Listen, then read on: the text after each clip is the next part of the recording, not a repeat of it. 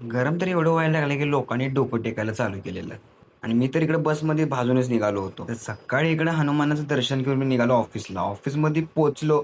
थोडं साईडला बघितलं, कोणी नाही बघून व्हिडिओ करायला चालू केलं. डेस्कपाशी आलो तर ह्यांचं काम चालू होतं. म्हटलं तुमचं काम तर चालूच राहणार आहे, आम्ही जाऊन येतो बाहेर. बाहेर आलो तर ऊन एवढं बेकार लागत होतं की नको नको झालं होतं. पण काय पर्याय नाही. ऊन लागत होतं म्हणून आत आलो तर ह्या लोकांचं काही वेगळंच चाललं होतं. आतिश भाऊनी तोवर गोळ्या लोड करायला चालू केल्या. गोळ्या लोड केल्या आणि प्रथमेशला घेतलं आणि ऑफिसचा एक राऊंड मारला आणि पुन्हा येऊन बसलो जागेवर. आतमध्ये येऊन बघतो तर ह्याने तर ऑफिसमध्येच कपडे विकायला चालू केले. आता म्हटलं भावा तुला काय बोलू. 6 वाजले आणि घरी जायला बसमध्ये जाऊन बसलो. या दोघींनी तर मला चिडवायलाच चालू केलं होतं, कारण आज आतिश भाऊ नसल्यामुळे आज कार पण नव्हती. तिथून आलो स्टेशनला. मग काय ट्रेन पण आली आणि व्ह्यू तर एवढा क्लासिक दिसत होता. सगळा स्ट्रेस व्ह्यू कडे बघून गेला. स्ट्रेस गेला होता तवर इकडे दुसरा स्ट्रेस आला. इकडे तर मला कारने सोडवलं असतं, कारण कोणती गाडी कुठून येते तिकडे काही समजतच नाही. मग फायनली घरी पोहोचलो. पण तुम्ही तेवढं फॉलो करून नक्की जावा, कारण आपल्या जेवढे व्ह्यूज देत तेवढं फॉलो जर झाले तर भगवान तेरा बी अच्छा करेगा और मेरा भी.